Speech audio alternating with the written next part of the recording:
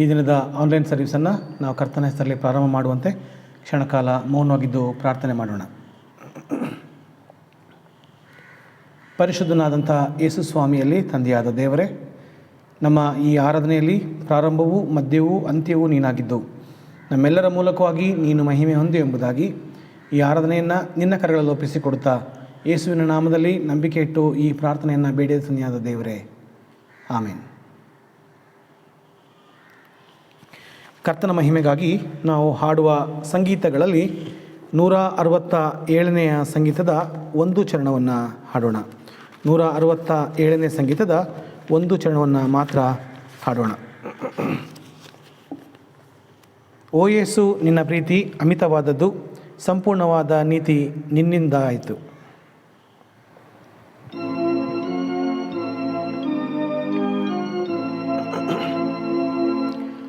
ಓ ಯೇಸು, ನಿನ್ನ ಪ್ರೀತಿ ಅಮಿತವಾದದ್ದು,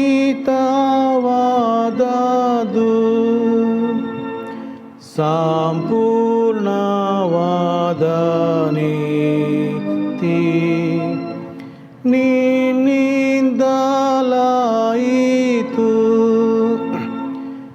ನನ್ನಲ್ಲಿ ನಿನ್ನ ಜ್ಞಾನ ಉತ್ಪತ್ತಿಯಾದರೆ ಮಹಾನಂದದಿಂದ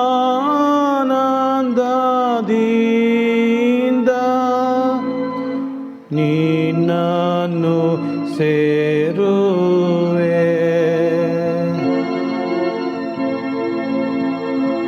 ಪ್ರಾರ್ಥನೆ ಮಾಡೋಣ. ಪ್ರಭುವಾದ ಯೇಸು ಸ್ವಾಮಿಯಲ್ಲಿ ಜೀವ ಸ್ವರೂಪನಾದ ತಂದೆಯಾದ ದೇವರೇ, ನಮ್ಮೊಂದಿಗಿದ್ದು ನಿನ್ನ ಕೃಪಾಶೀರ್ವಾದದಿಂದ ನಮ್ಮೆಲ್ಲರನ್ನ ತುಂಬಿಸು ಎಂಬುದಾಗಿ ಕೂಡ ನಾವು ಬೇಡಿಕೊಳ್ಳುತ್ತೇವೆ. ಕರ್ತನೇ, ಪ್ರಾಮುಖ್ಯವಾಗಿ ನೀನು ನಮ್ಮೆಲ್ಲರೊಂದಿಗಿದ್ದು ಸಭೆಯ ಎಲ್ಲ ಕುಟುಂಬಗಳಲ್ಲಿ ನಮ್ಮೆಲ್ಲರಲ್ಲಿ ಈ ಆರಾಧನೆಯಲ್ಲಿ ಭಾಗವಹಿಸುವ ಎಲ್ಲರಲ್ಲಿ ನಿನ್ನ ನಡೆಸುವಿಕೆ ಆಶೀರ್ವಾದವನ್ನು ಕೊಟ್ಟು ನಿನ್ನ ಮಹಿಮೆ ಹೊಂದೆಂಬುದಾಗಿ ಬೇಡಿಕೊಳ್ಳುತ್ತಾ, ನಮ್ಮೆಲ್ಲರ ಜೀವನ ಕಾಲದಲ್ಲಿ ನಿನ್ನ ಸಹಾಯ ಆಶೀರ್ವಾದವನ್ನು ಕೊಟ್ಟು ನೀನೊಬ್ಬನೇ ಮಹಿಮೆ ಹೊಂದು ನಮಗೆ ಆಶ್ರಯವಾಗಿರು, ನಮಗೆ ಎಲ್ಲ ವಿಧವಾದ ಸಂಕಷ್ಟಗಳಿಂದ ಬಿಡುಗಡೆ ಮಾಡುವಂಥ ದೇವರಾಗಿರು ಎಂಬುದಾಗಿ ಯೇಸು ಸ್ವಾಮಿಯ ಪರಿಶುದ್ಧ ನಾಮದಲ್ಲಿ ನಂಬಿಕೆ ಇಟ್ಟು ಈ ಪ್ರಾರ್ಥನೆಯನ್ನು ಬೇಡಿದ್ದೇವೆ ತಂದೆಯಾದ ದೇವರೇ, ಆಮೇನ್. ಈ ದಿನಕ್ಕೆ ನೇಮಕವಾಗಿರುವ ಹಳೆಯ ಒಡಂಬಡಿಕೆಯ ವೇದ ಭಾಗವನ್ನು ನಾವು ಕೇಳೋಣ. ಈ ದಿನಕ್ಕೆ ನೇಮಕವಾದ ದೇವರ ವಾಕ್ಯದ ಮೊದಲನೆಯ ವೇದ ಭಾಗವು ವಿಮೋಚನೆ ಕಂಡ 36ನೇ ಅಧ್ಯಾಯ 2ರಿಂದ 7ರವರೆಗೆ ಓದಲಾಗುವುದು. ಎರೇಸನನ್ನು ಒಲಿಯಬಾನನ್ನು ಮತ್ತು ಯಾರ್ಯಾರ ಹೃದಯದಲ್ಲಿ ಯೆಹೋವನು ಜ್ಞಾನವನ್ನು ಇಟ್ಟಿದ್ದನೋ, ಯಾರನ್ನು ಈ ಕೆಲಸ ಮಾಡುವುದಕ್ಕೆ ಹೃದಯ ಪ್ರೇರೇಪಿಸಿತು, ಆ ಜಾಣರೆಲ್ಲರನ್ನ ಮೋಸೆ ತನ್ನ ಹತ್ತಿರಕ್ಕೆ ಕರೆಸಿದನು. ಅವರು ದೇವಮಂದಿರ ಕೆಲಸವನ್ನು ನಿರ್ಮಿಸುವ ಕೆಲಸಕ್ಕೆ ಇಸ್ರಾಯೇಲರು ತಂದಿದ್ದ ಕಾಣಿಕೆಗಳನ್ನೆಲ್ಲ ಮೋಸೆಯ ಕೈಯಿಂದ ತೆಗೆದುಕೊಂಡರು. ಇಸ್ರಾಯೇಲರು ಪ್ರತಿದಿನ ಒತ್ತಾರೆಯಲ್ಲಿ ಮೋಸೆಯ ಬಳಿಗೆ ಬಂದು ಹೆಚ್ಚು ಕಾಣಿಕೆಗಳನ್ನು ಮನಪೂರ್ವಕವಾಗಿ ಕೊಡುತ್ತಾ ಇದ್ದರು. ಆಗ ದೇವಮಂದಿರದ ಕೆಲಸವನ್ನು ಮಾಡುತ್ತಾ ಇದ್ದ ಜಾಣರೆಲ್ಲರೂ ತಮ್ಮ ತಮ್ಮ ಕೆಲಸವನ್ನು ಬಿಟ್ಟು ಮೋಸೆಯ ಬಳಿಗೆ ಬಂದು ಅವನಿಗೆ ಯೆಹೋವನು ಆಜ್ಞಾಪಿಸಿದ ಕೆಲಸಕ್ಕೆ ಬೇಕಾದಕ್ಕಿಂತಲೂ ಬಹಳ ಹೆಚ್ಚಾಗಿ ಜನರು ಕಾಣಿಕೆಗಳನ್ನು ತರುತ್ತಾ ಇದ್ದಾರೆಂದು ಹೇಳಲಾಗಿ, ಮೋಸೆ ದೇವಮಂದಿರ ಕೆಲಸಕ್ಕಾಗಿ ಯಾವ ಪುರುಷನಾಗಲಿ ಸ್ತ್ರೀಯಾಗಲಿ ಇನ್ನು ಮುಂದೆ ಯಾವುದನ್ನು ಸಿದ್ಧ ಮಾಡಬಾರದೆಂದು ಅಪ್ಪಣೆ ಮಾಡಿ ಪಾಳೆಯದಲ್ಲಿ ಪ್ರಕಟಿಸಿ ಜನರ ಕಾಣಿಕೆಗಳನ್ನು ನಿಲ್ಲಿಸಿ ಬಿಟ್ಟನು. ಆ ಕೆಲಸವನ್ನೆಲ್ಲ ಮಾಡುವುದಕ್ಕೆ ಸಾಕಾಗುವಷ್ಟಕ್ಕಿಂತಲೂ ಹೆಚ್ಚಾದ ಸಾಮಗ್ರಿಗಳು ಇತ್ತು ಎಂಬುವಂಥದ್ದು. ಈಗ ಸಭೆಯವರಿಂದ ಒಂದು ವಿಶೇಷ ಗೀತೆಯನ್ನು ನಾವೀಗ ಕೇಳೋಣ.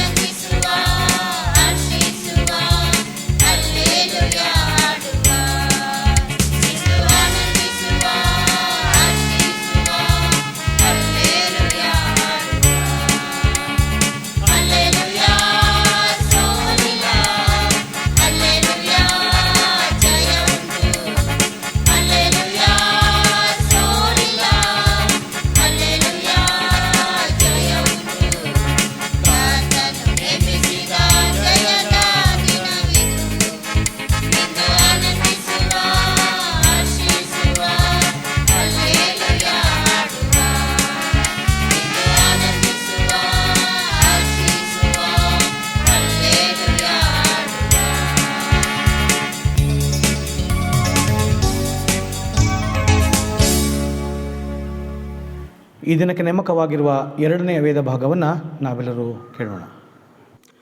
ಈ ದಿನದ ಆರಾಧನೆಗೆ ನೇಮಕವಾದ ದೇವರ ವಾಕ್ಯದ ಎರಡನೇ ವೇದ ಭಾಗವು ಶ್ರೀ ಪೌಲನ ಪತ್ರಿಕೆಗಳಲ್ಲಿ ಫಿಲಿಪ್ಪ ಸಭೆಯವರಿಗೆ ಬರೆದ ಪತ್ರಿಕೆ 4ನೇ ಅಧ್ಯಾಯ ವಚನ 10ರಿಂದ 20ರವರೆಗೆ. ನನ್ನ ವಿಷಯವಾದ ನಿಮ್ಮ ಯೋಚನೆ ಎಂಬ ಬಳ್ಳಿಯು ಇಷ್ಟು ವರ್ಷಗಳಾದ ಮೇಲೆ ಪುನಃ ಚಿಗುರಿದ್ದಕ್ಕೆ ನಾನು ಕರ್ತನ ನಿಮಿತ್ತ ಬಹಳವಾಗಿ ಸಂತೋಷಪಡುತ್ತೇನೆ.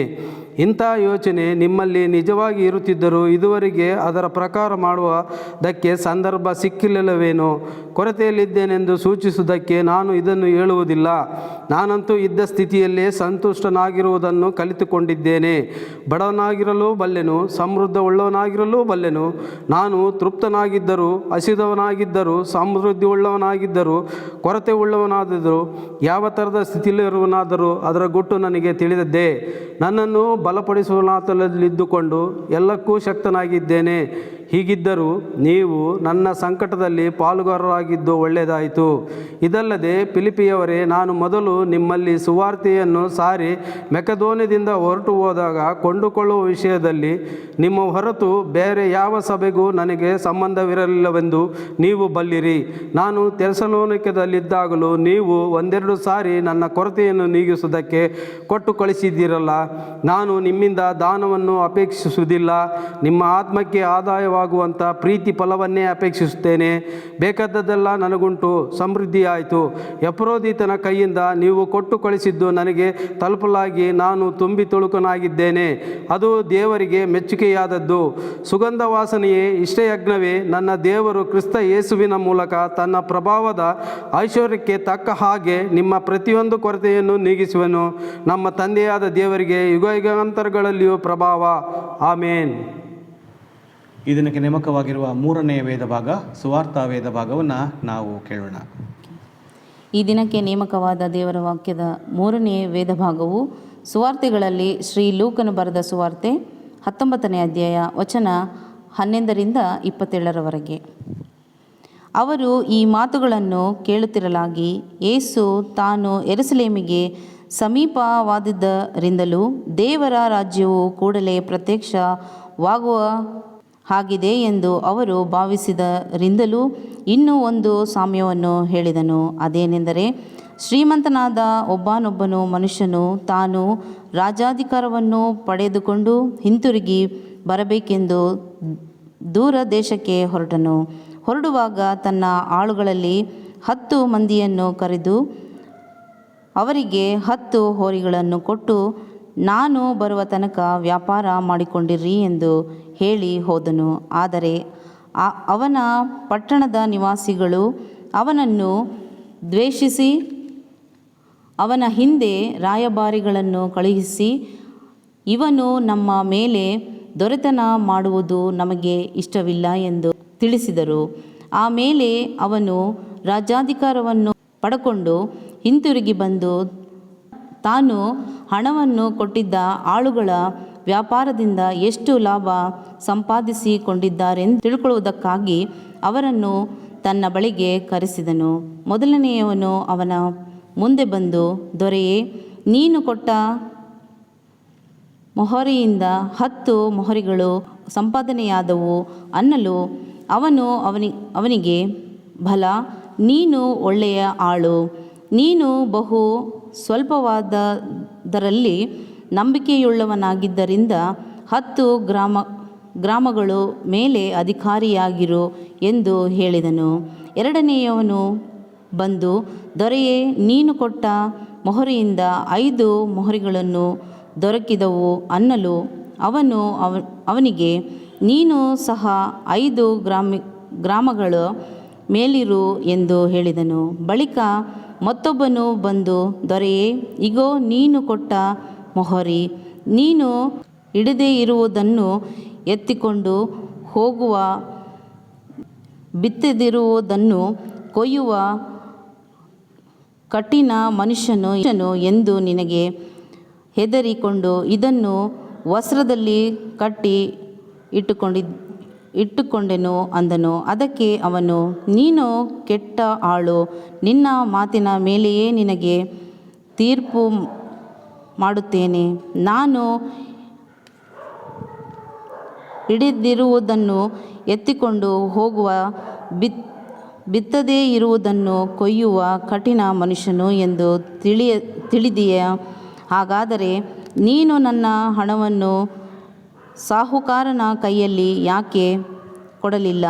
ಆಮೇಲೆ ನಾನು ಬಂದು ಅದನ್ನು ಬಡ್ಡಿ ಸಹಿತ ತೆಗೆದುಕೊಳ್ಳುತ್ತಿದ್ದೆನು ಎಂದು ಹೇಳಿ ಹತ್ತಿರ ನಿಂತಿದ್ದವರಿಗೆ ಆ ಮೊಹರೆಯನ್ನು ಅವನಿಂದ ತಕ್ಕೊಂಡು 10 ಮೊಹರೆಗಳುಳ್ಳವನಿಗೆ ಕೊಡಿರಿ ಎಂದು ಹೇಳಿದನು. ಅವರು, ದೊರೆಯೇ, 10 ಮೊಹರೆಗಳು ಅವನಲ್ಲಿ ಅವೆಯಲ್ಲ ಎಂದು ಅವನಿಗೆ ಹೇಳಿದರು.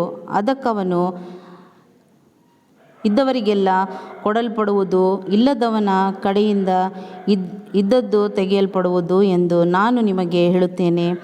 ಮತ್ತು ತಮ್ಮ ಮೇಲೆ ನಾನು ದೊರೆತನ ಮಾಡುವುದು ಇಷ್ಟವಿಲ್ಲವೆಂದು ಹೇಳಿದ ಆ ನನ್ನ ವೈರಿಗಳನ್ನು ಇಲ್ಲಿಗೆ ತಂದು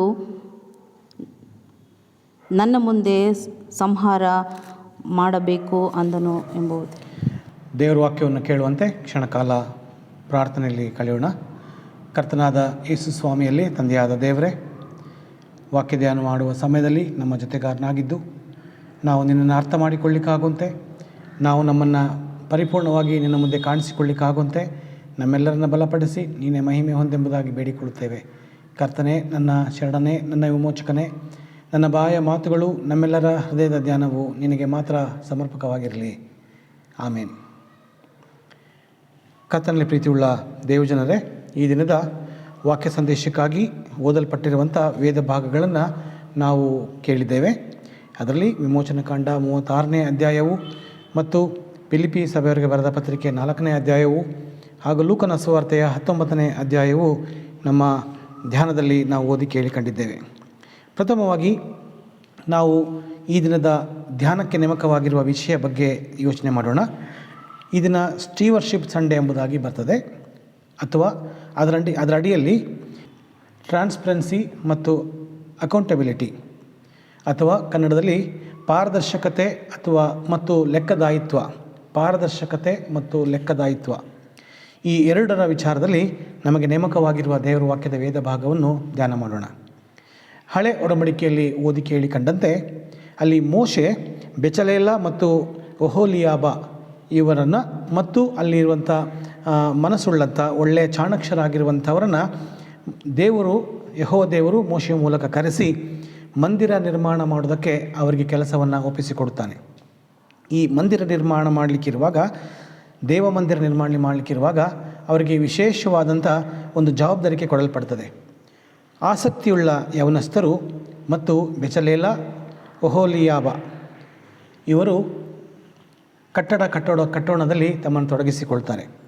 ನೋಡಿ, ಇಲ್ಲಿ ಮೋಶೆ ಎಲ್ಲರಿಗೆ ಹೇಳುತ್ತಾನೆ, ದೇವಾಲಯ ಕಟ್ಟಲಿಕ್ಕೆ ನಮಗೆ ಸಾಮಗ್ರಿಗಳು ಬೇಕು, ಕಾಣಿಕೆಗಳು ಬೇಕು ಎಂಬುದಾಗಿ ಆತನು ಗುಡಾರದಲ್ಲಿ ಅವನು ಎಲ್ಲರಿಗೆ ತಿಳಿಸಿರುವ ಪ್ರಕಾರದಂತೆ ಇಸ್ರಾಯೇಲರು ತಮಗೆ ತಿಳಿದಿರುವಂಥ ಶ್ರೇಷ್ಠವಾದ ಕಾಣಿಕೆಗಳೊಂದಿಗೆ ದೇವಾಲಯಕ್ಕೆ ಬಂದು ಅವರು ತಮ್ಮ ಕಾಣಿಕೆಗಳನ್ನು ಕೊಡುತ್ತಾ ಇದ್ದಾರೆ. ಹೀಗೆ ತಮ್ಮ ಕಾಣಿಕೆಗಳನ್ನು ಕೊಟ್ಟು ಹೋಗುತ್ತಿರುವಂಥ ಅವರು ದೇವಾಲಯಕ್ಕೆ ಅಗತ್ಯವಿರುವಂಥ ಎಲ್ಲವನ್ನು ಅವರು ಸಾಮಗ್ರಿಗಳನ್ನು ತಂದು ಕಾಣಿಕೆಗೆ ನಿರ್ವಹಿಸ್ತಾ ಇದ್ದಾರೆ.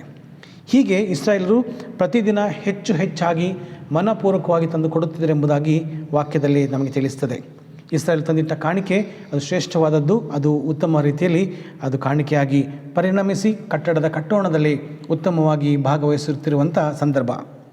ಆ ಸಮಯದಲ್ಲಿ ಆ ಜಾಣರು, ಅಂದರೆ ಮೋಶೆ ನೇಮಕ ಮಾಡಿದಂಥ ಬೆಚಲೇಲ ಮತ್ತು ಒಹೋಲಿಯಾಬ ಅವರ ಜೊತೆಯಲ್ಲಿದ್ದಂಥ ಕೆಲವು ಜಾಣರು ಅವರು ತಮ್ಮ ಕೆಲಸವನ್ನು ಅಲ್ಲಿಯೇ ಬಿಟ್ಟು ಅವರು ಮೋಶೆ ಬಳಿಗೆ ಬಂದು ಒಂದು ಅರಿಕೆ ಮಾಡ್ತಾರೆ. ಏನೆಂದರೆ, ನೀನು ಅನೌನ್ಸ್ ಮಾಡಿದ ಹಾಗೆ, ಪ್ರಕಟಿಸಿದ ಹಾಗೆ ಗುಡಾರದ ಕಟ್ಟಡಕ್ಕೆ ಕಟ್ಟೋಣವಾಗುತ್ತಿರುವಂಥ ಸಮಯದಲ್ಲಿ ಇರುವಂಥ ಇಸ್ರಾಯೇಲು ತಂದ ಕಾಣಿಕೆ ಅದು ತುಂಬ ಹೆಚ್ಚಾಗಿ ಕಾಣಿಕೆ ಬರ್ತಾ ಇದೆ. ಇದು ನಮ್ಮ ಕಟ್ಟಡದ ಕಟ್ಟೋಣಕ್ಕೆ ಅದು ಬಹಳ ಜಾಸ್ತಿ ಆಗಿದೆ ಎನ್ನುವಂತೆ ಅವರು ಹೇಳ್ತಾರೆ. ಏನಂದರೆ, ಕಟ್ಟಡದ ಕಾರ್ಯಕ್ಕೆ ಈ ಬರುತ್ತಿರುವಂಥ ಕಾಣಿಕೆ ಬಹಳ ಹೆಚ್ಚಾಯಿತು ಅಂತ ತಿಳಿಸ್ಕೊಡ್ತಾರೆ.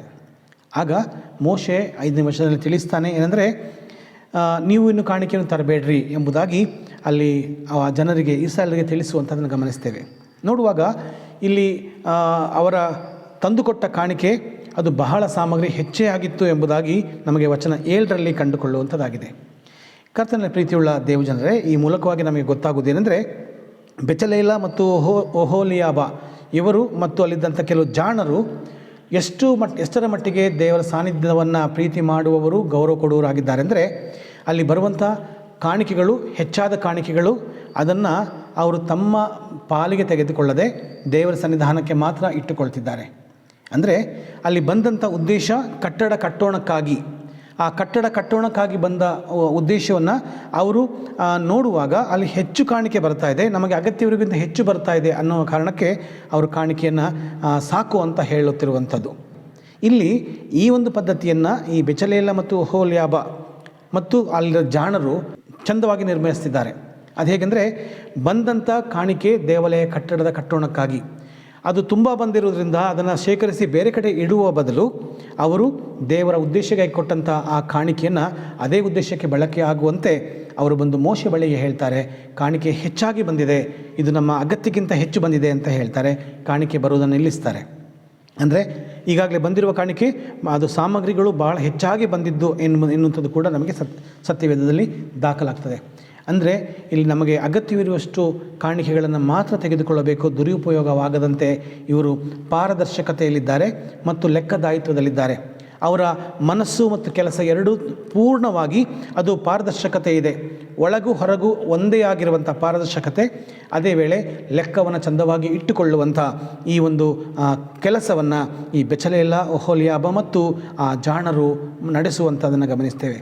ಹಾಗಾದರೆ ಈ ಒಂದು ಕಾರ್ಯಕ್ಕೆ ದೇವರು ಮೆಚ್ಚುವಂತೆ ಈ ದಿನಕ್ಕೆ ನಮಗೆ ಧ್ಯಾನಕ್ಕೆ ಕೊಟ್ಟಿರುವಂಥ ಈ ಭಾಗದಲ್ಲಿರುವಂಥವರ ರೀತಿಯಲ್ಲಿ ನಾವು ಕೂಡ ನಮ್ಮ ಕೆಲಸ ಮಾಡುವ ಸ್ಥಳಗಳಲ್ಲಿ, ಸಭೆಯಾಗಿರಬಹುದು, ಸಭಾಪಾಲನಾ ಸಮಿತಿ ಆಗಿರಬಹುದು, ಸಭಾಪಾಲಕರಾಗಿರಬಹುದು, ನಮ್ಮ ಸೇವಾ ಕ್ಷೇತ್ರ ಕುಟುಂಬದಲ್ಲಾಗಿರಬಹುದು, ಇದೇ ರೀತಿ ನಾವು ಪಾರದರ್ಶಕತೆಯಲ್ಲಿ ಮತ್ತು ಲೆಕ್ಕದಾಯಿತ್ವದಲ್ಲಿ ಇರಬೇಕೆನ್ನುವಂಥದ್ದು ಕರ್ತನು ಕೊಡುವಂತಹ ಕರೆ ಕೂಡ ಆಗಿದೆ ಎನ್ನುವಂಥದ್ದನ್ನು ನಾವು ತಿಳ್ಕೊಳ್ಳಬೇಕಾಗಿದೆ. 2ನೇ ವೇದ ಭಾಗ, ಸುವಾರ್ಥ ವೇದ ಭಾಗದಲ್ಲಿ ನೋಡುವುದಾದರೆ, ಅಲ್ಲಿ 10 ಮೊಹರಿಗಳ ಸಾಮ್ಯದ ಬಗ್ಗೆ ಪ್ರಭುವಾದ ಯೇಸು ಸ್ವಾಮಿ ಇಲ್ಲಿ ತಿಳಿಸುವಂಥವನಾಗಿದ್ದಾನೆ. ಈ ಸಾಮ್ಯಕ್ಕೆ ಕಾರಣ ಏನೆಂದರೆ, ಅಲ್ಲಿ ತಾನು ಯೆರೂಸಲೇಮಿಗೆ ಸಮೀಪವಾಗುತ್ತಿರುವಂಥ ಕಾರಣ ಮತ್ತು ದೇವರ ರಾಜ್ಯವು ಕೂಡಲೇ ಪ್ರತ್ಯಕ್ಷವಾಗುತ್ತಾ ಇದೆ ಎನ್ನುವಂಥದ್ದು ಸ್ವಾಮಿ ಭಾವಿಸಿ ಕೂಡಲೇ ಈ ಸಾಮ್ಯವನ್ನು ಹೇಳ್ತಾ ಇದ್ದಾನೆ. ನಾವು ಅದನ್ನು ವಾಕ್ಯವನ್ನು ಚೆನ್ನಾಗಿ ಓದಿದರೆ ಗೊತ್ತಾಗ್ತದೆ. ಇಲ್ಲಿ ತಾನು ಯೆರೂಸಲೇಮಿಗೆ ಸಮೀಪವಾಗುತ್ತಾ ಇದ್ದಾನೆ ಎಂಬುದಾಗಿಯೂ ದೇವರ ರಾಜ್ಯವು ಕೂಡಲೇ ಪ್ರತ್ಯಕ್ಷವಾಗುತ್ತಾ ಇದೆ ಎಂಬುದಾಗಿಯೂ ಭಾವಿಸಿದಂಥ ಯೇಸು ಸ್ವಾಮಿ ಈ ಸಾಮ್ಯವನ್ನು ಕೂಡಲೇ ಹೇಳ್ತಾನೆ. 10 ಮೊಹರಿಗಳ ಸಾಮ್ಯ. ಆ ಸಾಮ್ಯದ ವಿವರಣೆ ನಾವು ಸ್ವಲ್ಪ ನೋಡೋಣ. ಇಲ್ಲಿ ಒಬ್ಬ ಶ್ರೀಮಂತ ಮನುಷ್ಯ ತನ್ನ ರಾಜ್ಯಾಧಿಕಾರವನ್ನು ಪಡೆದು ಹಿಂತಿರುಗಿ ಬರುವುದಕ್ಕೋಸ್ಕರ ದೂರದ ಸ್ಥಳಕ್ಕೆ ಹೋಗ್ತಾನೆ. ಹೊರಡುವಾಗ ಆತನು ಆಳುಗಳಿಗೆ ಕರೆದು 10 ಮಂದಿಯನ್ನು ಕರೆದು 10 ಮೊಹರಿಗಳನ್ನು ಅವರಿಗೆ ವ್ಯಾಪಾರ ಮಾಡಲಿಕ್ಕೆ ಕೊಡ್ತಾನೆ. ನಾನು ಪಟ್ಟಣದಿಂದ ಬರುವ ತನಕ ವ್ಯಾಪಾರ ಮಾಡಿಕೊಂಡಿರ್ರಿ ಅಂತ ಹೇಳ್ತಾನೆ. ಬಹಳ ಕಾಲದ ಮೇಲೆ ಆತನು ಹಿಂದಿರುಗಿ ಬರ್ತಾನೆ. ವಿದೇಶದ ಕೆಲಸವನ್ನು ಮುಗಿಸಿ ಆತನು ಹಿಂತಿರುಗಿ ಬರ್ತಾನೆ. ಆ ಸಮಯದಲ್ಲಿ ಅಲ್ಲಿರುವಂಥ ಆ ಆಳುಗಳಿಗೆ ತಾನು ಕೊಟ್ಟಂಥ ಹಣದ ವ್ಯವಹಾರದ ಲೆಕ್ಕವನ್ನು ಕೇಳ್ತಾನೆ. ಆಗ ನಡೆದಂಥ ಕೆಲವು ಸಂಭಾಷಣೆ ಇಲ್ಲಿ ನಮಗೆ ಚೆಂದ ಗೊತ್ತಾಗ್ತದೆ. ಏನೆಂದರೆ, ಅಲ್ಲಿ ಯೇಸು ಸ್ವಾಮಿ ಹೇಳುತ್ತಿರುವಂಥ ಈ ಸಾಮ್ಯದ ಬಗ್ಗೆ ಸ್ವಾಮಿ ಹೇಳುತ್ತಿರುವಂಥ ಒಂದು ಪ್ರಾಮುಖ್ಯವಾದ ವಿಚಾರ, ಅದರಲ್ಲಿ ಆಳುಗಳಿಗೆ ಕೊಟ್ಟಂಥ ಆ ಮೊಹರಿಗಳನ್ನು ಅವರು ಒಳ್ಳೆಯ ರೀತಿ ಬಳಕೆ ಮಾಡಬೇಕಾಗಿದೆ. ಅದನ್ನು ಆತನು ಹೇಳಿ ಕೊಟ್ಟೋಗಿದ್ದಾನೆ. ಅದರಲ್ಲಿ 2 ಒಳ್ಳೆಯ ರೀತಿ ಬಳಕೆ ಮಾಡಿದ್ದಾರೆ, ಒಬ್ಬನು ಒಳ್ಳೆಯ ರೀತಿ ಬಳಕೆ ಮಾಡಲಿಲ್ಲ. ಇದರ ಬಗ್ಗೆ ಆತನು ಸ್ವಾಮಿ ಕೋಪಗೊಳ್ಳುವಂಥದ್ದು ಅಥವಾ ಆ ಶ್ರೀಮಂತ ಕೋಪಗೊಳ್ಳುವಂಥದ್ದನ್ನು ಇಲ್ಲಿ ಗಮನಿಸ್ತೇವೆ. ಈ ಸಾಮ್ಯದಲ್ಲಿ ಇನ್ನೊಂದು ವಿಚಾರ ನಮಗೆ ಬರ್ತದೆ. ಆ ವಚನ ಭಾಗದಲ್ಲಿ ನೋಡುವುದಾದರೆ 14ನೇ ವಚನ ನೋಡುವುದಾದರೆ, ಅಂದರೆ ಲೂಕನ ಸುವಾರ್ತೆ 19ನೇ ಅಧ್ಯಾಯ 11ನೇ ವಚನ 14ನೇ ವಚನ ನೋಡುವುದಾದರೆ, ಅಲ್ಲಿ ಕೆಲವು ಪಟ್ಟಣದ ನಿವಾಸಿಗಳು ಈ ಶ್ರೀಮಂತನನ್ನು ದ್ವೇಷ ಮಾಡ್ತಾರೆ. ಅವನ ಕೆಳಗೆ ನಾವು ಜೀವನ ಮಾಡಲಿಕ್ಕೆ ಸಾಧ್ಯವಿಲ್ಲ, ಅವನ ಒಂದು ಆಡಳಿತದಲ್ಲಿ ನಾವು ಇರಲಿಕ್ಕೆ ಸಾಧ್ಯವಿಲ್ಲ ಎಂಬುದಾಗಿ ಅವನು ದ್ವೇಷ ಮಾಡ್ತಿದ್ದಾರೆ. ಈಗ ದ್ವೇಷ ಮಾಡುವಂತಹ ಸನ್ನಿವೇಶಕ್ಕೂ ಆತನು ಶ್ರೀಮಂತನು ಹಿಂದೆ ಬಂದಾಗ ಆತನು ಹೇಳುವ ಮಾತಿಗೂ ಗಮನಿಸುವುದಾದರೆ, ಪೂರ್ಣವಾಗಿ ನಮ್ಮ ಈ ಒಂದು ವಾತಾವರಣಕ್ಕೆ ಅನುಗುಣವಾಗಿಯೇ ಸ್ವಾಮಿ ಈ ದಿನದ ಪರಿಚ್ಛೇದಕ್ಕೆ ಆ ವಾಕ್ಯವನ್ನು, ಸನ್ನಿವೇಶವನ್ನು ಅಥವಾ ಸಾಮ್ಯವನ್ನು ಹೇಳಿದ್ದಾನೆ ಎನ್ನುವಂಥದ್ದನ್ನು ನಾವು ಖಂಡಿತವಾಗಿ ತಿಳ್ಕೊಳ್ಳಬಹುದಾಗಿದೆ. ನೋಡಿ, ಶ್ರೀಮಂತ ಹಿಂದಿರುಗಿ ಬಂದ ಮೇಲೆ ಆತನು ಲೆಕ್ಕವನ್ನು ಕೇಳ್ತಾನೆ. ಅಲ್ಲೂ 10 ಮೊಹರಿ ಪಡೆದವನು ಅವನು, ದಣಿಯೇ, ನೀನು ಕೊಟ್ಟ 10 ಮೊಹರಿಯಿಂದ ಇನ್ನೂ 10 ಸಂಪಾದಿಸಿದ್ದೇನೆ ಅಂತ ಹಿಂದೆ ಕೊಡ್ತಾನೆ. ಆಗ ಬಲ ಒಳ್ಳೆಯ ಆಳು, ನೀತಿವಂತನಾದ ಆಳು ನೀನು, ಕ್ರಮಬದ್ಧವಾಗಿ ನೀನು ಪಾರದರ್ಶಕತೆಯಲ್ಲಿದ್ದಿ, ಲೆಕ್ಕದಾಯಿತ್ವದಲ್ಲಿದ್ದಿ ಅಂತ ಹೇಳಿ ಅವನನ್ನು ಹೊಗಳುತ್ತಾನೆ ಮತ್ತು ಅವನನ್ನು 10 ಗ್ರಾಮಗಳಿಗೆ ಹಿರಿಯನನ್ನಾಗಿ ಮಾಡ್ತಾನೆ. ಹಾಗೆ ಎರಡನೇ ಅವನು ಬರ್ತಾನೆ, ತನಗೆ ಸಿಕ್ಕಲ್ಪಟ್ಟಂಥ ಮೊಹರಿಯನ್ನು ಕೊಟ್ಟು, ದಣಿ ನೀನು ಕೊಟ್ಟದರಲ್ಲಿ 5 ಗಳಿಸಿದ್ದೇನೆ ಅಂತ ಕೊಡ್ತಾನೆ. 5 ಗಳಿಸಿದ್ದೇನೆ ಅಂತ ಕೊಡುವಾಗ ಅವನನ್ನು ಕೂಡ ಈ ದಣಿ 5 ಗ್ರಾಮಗಳ ಮೇಲೆ ಅಧಿಕಾರವನ್ನು ಕೊಟ್ಟು ಕಳಿಸುವಂಥದ್ದನ್ನು ಗಮನಿಸ್ತೇವೆ. ಹೀಗೆ ಮೂರನೆಯವನು ತನಗೆ ಸಿಕ್ಕ ಪಾವಲಿಯನ್ನು ಹಿಂತಿರುಗಿಸಿ ಆ ಶ್ರೀಮಂತನಿಗೆ ವಾಪಸ್ ಕೊಡ್ತಾನೆ, ದಣಿಗೆ ಕೊಡ್ತಾನೆ. ದಣಿಗೆ ನೀನು ಬಿತ್ತದೇ ಇರುವಲ್ಲಿ ಕೊಯ್ಯುವವನು, ಇಡದೇ ಇರುವಲ್ಲಿ ಎತ್ತಿಕೊಳ್ಳುವವನು ಅಂತ ಅವನನ್ನು ನಕಾರಾತ್ಮಕ ದೃಷ್ಟಿಯಿಂದ ನೋಡುವಂಥವನಾಗ್ತಾನೆ. ಯಾವ ಕೆಲಸವು ಮಾಡದವನಾಗಿದ್ದಾನೆ, ತನ್ನ ಇರುವ ಹಣವನ್ನು ಹಾಗೆ ಹಿಂದೆ ಕೊಡ್ತಿದ್ದಾನೆ. ಇದರಲ್ಲಿ ಯಾವುದೇ ರೀತಿಯ ವ್ಯವಹಾರವಿಲ್ಲದೆ, ಯಾವುದೇ ರೀತಿಯ ಫಲವಿಲ್ಲದೆ ಇರುವಂಥ ಜೀವನವನ್ನು ಸಾಗಿಸಿದ್ದಾನೆ. ಈ ಕಾರಣಕ್ಕಾಗಿ ಆ ಶ್ರೀಮಂತನು ಕೋಪಗೊಂಡವನಾಗಿ ಅವನಲ್ಲಿ ಇರುವಂಥದ್ದು ಎಲ್ಲವನ್ನು ಕಿತ್ತುಕೊಂಡು ಇರುವವನಿಗೆ ಕೊಡುವಂಥದ್ದನ್ನು ಗಮನಿಸ್ತೇವೆ. ನನ್ನ ಪ್ರಿಯ ದೇವಜನರೇ, ಈ ಸಾಮ್ಯದಲ್ಲಿ ಪ್ರಭುವಾದ ಸ್ವಾಮಿ ನಮಗೆ ತಿಳಿಸುವುದೇನೆಂದರೆ, ನಾವು ಯಾವಾಗಲೂ ಪಾರದರ್ಶಕತೆಯಲ್ಲಿರಬೇಕು ಮತ್ತು ಲೆಕ್ಕ ಸರಿಯಾಗಿ ಕೊಡುವವರಾಗಿರಬೇಕು. ಅಂದರೆ ಟ್ರಾನ್ಸ್ಪರೆನ್ಸಿ ಮತ್ತು ಅಕೌಂಟಬಿಲಿಟಿ, ಪಾರದರ್ಶಕತೆ ಹಾಗೂ ಲೆಕ್ಕದಾಯಿತ್ವ, ಇದರೊಂದಿಗೆ ನಾವು ಪ್ರಭುವಾದ ಯೇಸು ಸ್ವಾಮಿಯ ಮಕ್ಕಳಾಗಿ, ಶಿಷ್ಯರಾಗಿ ಉತ್ತಮವಾಗಿ ಈ ಲೋಕದಲ್ಲಿರಬೇಕೆನ್ನುವಂಥದ್ದನ್ನು ಆತನು ನಮಗೆ ತಿಳಿಸಿಕೊಡ್ತಾನೆ. ಅಷ್ಟೇ ಅಲ್ಲ, ಕಡೆಯಲ್ಲಿ ಆತನು ಯಾರ್ಯಾರು ತನ್ನ ಮೇಲೆ ದ್ವೇಷ ಬಗೆದರೋ ಅವರೆಲ್ಲ ತನ್ನ ಮುಂದೆ ಸಂಹಾರ ಮಾಡಬೇಕಂತ ಹೇಳ್ತಾನೆ. ಅಂದರೆ ಈ ದಿನ ಯೇಸು ಸ್ವಾಮಿಯ ಸೇವೆಗಾಗಿ ಕರೆಯಲ್ಪಟ್ಟಿರುವಂಥ ಸೇವಕರಾದ ನಾವು, ಸಭೆಯವರಾದ ನೀವು, ಸಭಾ ಪಾಲನಾ ಸಮಿತಿಯವರಾದ ನೀವು, ಯೇಸು ಸ್ವಾಮಿ ನಂಬುವುದವರೆಲ್ಲರೂ ಕೂಡ ಇಂತಹ ತಲಾಂತುಗಳನ್ನು ಹೊಂದಿದವರಾಗಿದ್ದೇವೆ. ನಾವೆಲ್ಲರೂ ಸ್ವಾಮಿಗೆ ಲೆಕ್ಕ ಕೊಡಬೇಕಾಗಿದೆ. ನಮಗೆ ಕೊಟ್ಟಿರುವಂಥ ತಲಾಂತುಗಳನ್ನು ಒಳ್ಳೆ ರೀತಿ ಬಳಕೆ ಮಾಡಿ, ಸ್ವಾಮಿ ನೀನು ಕೊಟ್ಟ ತಲಾಂತುಗಳ ಮೂಲಕವಾಗಿ ನಾವು ಇನ್ನೂ ಇಷ್ಟು ಗಳಿಸಿದ್ದೇವೆ, ಇಷ್ಟು ಆತ್ಮಗಳನ್ನು ಗೆದ್ದಿದ್ದೇವೆ, ಇಷ್ಟನ್ನು ನಿನ್ನ ಸನ್ನಿಧಾನಕ್ಕೆ ತಂದಿದ್ದೇವೆ ಅಂತ ಹೇಳುವಷ್ಟು ಆಶೀರ್ವಾದವನ್ನು ನಾವು ಸ್ವಾಮಿಯಿಂದ ಪಡ್ಕೊಳ್ಬೇಕು. ಆಗ ಪ್ರಭುವಾದ ಯೇಸು ಸ್ವಾಮಿ ಇನ್ನೂ ಹೆಚ್ಚು ಆಶೀರ್ವಾದ ನಮಗೆ ಕೊಡಲಿಕ್ಕೆ ಶಕ್ತನಾಗಿದ್ದಾನೆ. ಆದ ಕಾರಣ ನನ್ನ ಪ್ರಿಯ ದೇವಜನರೇ, ಈ ದಿನಕ್ಕೆ ನೇಮಕವಾಗಿರುವಂಥ ಈ ಸ್ಟೀವರ್ಶಿಪ್ ಅಥವಾ ಜವಾಬ್ದಾರಿಯುತವುಳ್ಳ ಒಂದು ಕೆಲಸದಲ್ಲಿ ಯೇಸು ಸ್ವಾಮಿ ನನ್ನನ್ನು ನಿಮ್ಮನ್ನು ನೇಮಕ ಮಾಡಿದ್ದಾನೆ. ಈ ನೇಮಕವಾದ ಕೆಲಸದಲ್ಲಿ ನಾವು ಪಾರದರ್ಶಕತೆಯಿಂದ, ಲೆಕ್ಕದಾಯಿತ್ವದಲ್ಲಿ ಯೇಸು ಸ್ವಾಮಿಯನ್ನು ಹಿಂಬಾಲಿಸುವುದಾದರೆ ನಿಜಕ್ಕೂ ಆತನ ಆಶೀರ್ವಾದ ನಮ್ಮ ಜೀವನದಲ್ಲಿ ಬೆಳಗಿ, ನಮ್ಮ ಸಭೆಗಳು ಬೆಳಗಿ, ನಮ್ಮ ಸಮಾಜವು ಬೆಳಗಿ, ನಮ್ಮ ಕುಟುಂಬವು, ನಮ್ಮ ವೈಯಕ್ತಿಕ ಜೀವನ ಬೆಳಗಿ ಸ್ವಾಮಿಗೆ ಫಲದಾಯಕವಾಗಿರಲಿಕ್ಕೆ ಸಾಧ್ಯವಾಗುತ್ತದೆ. ಪ್ರಾರ್ಥನೆ ಮಾಡೋಣ. ಕರ್ತನಾದ ಯೇಸು ಸ್ವಾಮಿಯಲ್ಲಿ ತಂದೆಯಾದ ದೇವರೇ, ನೀನು ಹೇಳಿದಂತೆ ನಾವೆಲ್ಲರೂ ನಮ್ಮ ಜೀವನದಲ್ಲಿ, ನಮ್ಮ ಕೆಲಸ ಕಾರ್ಯಗಳಲ್ಲಿ, ನಮ್ಮ ಸೇವೆಯಲ್ಲಿ ಪಾರದರ್ಶಕತೆಯಿಂದಲೂ ಲೆಕ್ಕದಾಯಿತ್ವದಿಂದಲೂ ನಿನ್ನ ಸನ್ನಿಧಾನಕ್ಕೆ ಬರುವ ಹಾಗೆ ನಮ್ಮೆಲ್ಲರನ್ನ ಶುದ್ಧೀಕರಣ ಮಾಡಿ ನಿನ್ನ ಮಹಿಮೆಯ ನಾಮದಲ್ಲಿ ಬಲಪಡಿಸು ಎಂಬುದಾಗಿ ಯೇಸು ಸ್ವಾಮಿಯ ಅತೀ ಪರಿಶುದ್ಧ ನಾಮದಲ್ಲಿ ನಂಬಿಕೆ ಇಟ್ಟು ಈ ಪ್ರಾರ್ಥನೆಯನ್ನು ಬೇಡಿದ್ದೇವೆ ತಂದೆಯಾದ ದೇವರೇ, ಆಮೇನ್. ಕೆಲವು ಪ್ರಕಟಣೆಗಳನ್ನು ಸಭೆಗಾಗಿ ಕೇಳೋಣ. ಈಗಾಗಲೇ ಕೋವಿಡ್ ಸಾಂಕ್ರಾಮಿಕದಿಂದ ಬಳಲುತ್ತಿರುವವರೆಲ್ಲರಿಗಾಗಿ ಪ್ರಾರ್ಥಿಸಿರಿ ಎಂಬುದಾಗಿ ತಮ್ಮನ್ನು ವಿನಯಪೂರ್ವಕವಾಗಿ ಕೇಳಿಕೊಳ್ತೇನೆ. ತಾವು ಕೂಡ ಈ ಕೋವಿಡ್ನ ಸಾಂಕ್ರಾಮಿಕದಿಂದ ಎಚ್ಚರವಾಗಿರುವುದಕ್ಕೆ ತಮ್ಮನ್ನು ತಿಳುವಳಿಕೆ ತಿಳಿಸುವನಾಗಿದ್ದೇನೆ. ಅದೇ ವೇಳೆ ಸ್ಯಾನಿಟೈಸರ್ನ ಬಳಸಿ, ಮಾಸ್ಕ್ಗಳನ್ನು ಹಾಕಿಕೊಂಡು, ಸಾಮಾಜಿಕ ಅಂತರದಲ್ಲಿದ್ದುಕೊಂಡು ನಿಮ್ಮ ಜೀವನವನ್ನು ಮುಂದುವರಿಸಿರಿ ಸುರಕ್ಷಿತವಾಗಿ ಎಂಬುದಾಗಿ ಕೇಳಿಕೊಳ್ತೇನೆ. ಮತ್ತು ಮುಂದಿನ ದಿನಗಳಲ್ಲಿ ನಮಗೆ ಚರ್ಚ್ ಓಪನ್ ಆಗುವಂಥ, ಅಂದರೆ ಗೌರ್ಮೆಂಟಿಂದ ಬರುವಂಥ ಎಲ್ಲ ಮ್ಯಾಂಡೇಟ್ರಿ ಮೂಲಕವಾಗಿ ದೇವಾಲಯಗಳು ಓಪನ್ ಆಗಿ ಬೇಗದಲ್ಲಿ ತೆರೆಯಲ್ಪಟ್ಟು ಆಲಯದಲ್ಲಿ ಆರಾಧನೆ ಮಾಡುವುದಕ್ಕೆ ಆಗುವಂತೆ ಕರ್ತನು ನಮಗೆ ನಡೆಸಲಿ ಎಂಬುದಾಗಿ ಕೂಡ ನಿಮ್ಮ ಪ್ರಾರ್ಥನೆಯನ್ನು ಮಾಡಿಕೊಳ್ಳ್ರಿ. ಇಂಥ ಆರಾಧನೆಗಳಲ್ಲಿ ಭಾಗವಹಿಸುವಂಥ ತಾವುಗಳು ಕೂಡ ಶೇಖರಿಸಿಟ್ಟಿರುವಂಥ ಕಾಣಿಕೆಗಳನ್ನು ಕೂಡ ಸಭಾಪಾಲನಾ ಸಮಿತಿಯವರ ಕಡೆಗೆ ಒಪ್ಪಿಸಿಕೊಡಬೇಕೆಂಬುದಾಗಿ ತಮ್ಮನ್ನು ವಿನಯಪೂರ್ವಕವಾಗಿ ಕೇಳಿಕೊಳ್ತೇನೆ. ಕಡೆದಾಗಿ ನಾವು ಹಾಡುವ ಸಂಗೀತಗಳಲ್ಲಿ 222ನೇ ಸಂಗೀತದ 2 ಚರಣಗಳನ್ನು ಹಾಡೋಣ. ಕ್ರಿಸ್ತೇಸು ನನ್ನ ಹೃದಯವಂ ನೀ ಗೆದ್ದುಕೊಂಡು ತಿದ್ದು, ನನ್ನಿಷ್ಟ ಪಾಪವೃತ್ತಿಯಂ ನೀ ದಯಮಾಡಿ ಕಿತ್ತು, ದುರಾಶೆ ನೊಂದಿಸೆನ್ನಳು ನಿನ್ನ ಅಧಿಕಾರ ಸ್ಥಾಪಿಸು. 222ನೇ ಸಂಗೀತದ ಮೊದಲ 2 ಚರಣಗಳನ್ನು ಹಾಡೋಣ.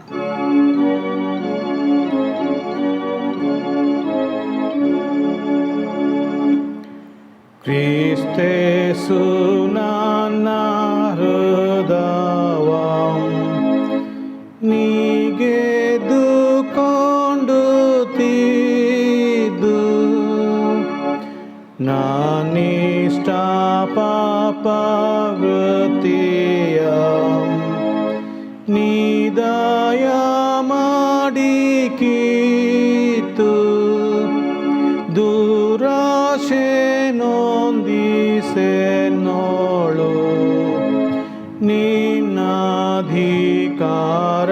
ಸ್ಥಾಪಿಸು. ಇನ್ನೊಬ್ಬನಾಳ ಬಾರದು ಹೃದಯ ಪೀಠದಲ್ಲಿ ಪಿಶಾಚಗೋಳಗಾಗೇನು ನೀನಾಳುವಷ್ಟರಲ್ಲಿ ಬಾಂದಿಗ ಶಾಂತಿ ರಾಜನೇ ನಿವಾಸ ಮಾಡೆನ್ನೊಳಗೆ. ಕರ್ತನ ಪ್ರಾರ್ಥನೆಯನ್ನು ಒಟ್ಟಾಗಿ ಅರಿಕೆ ಮಾಡೋಣ. ಪರಲೋಕದಲ್ಲಿರುವ ನಮ್ಮ ತಂದೆಯೇ, ನಿನ್ನ ನಾಮವು ಪರಿಶುದ್ಧವೆಂದು ಎಣಿಸಲ್ಪಡಲಿ. ನಿನ್ನ ರಾಜ್ಯವು ಬರಲಿ. ನಿನ್ನ ಚಿತ್ತವು ಪರಲೋಕದಲ್ಲಿ ನೆರವೇರುವ ಪ್ರಕಾರ ಭೂಲೋಕದಲ್ಲೂ ನೆರವೇರಲಿ.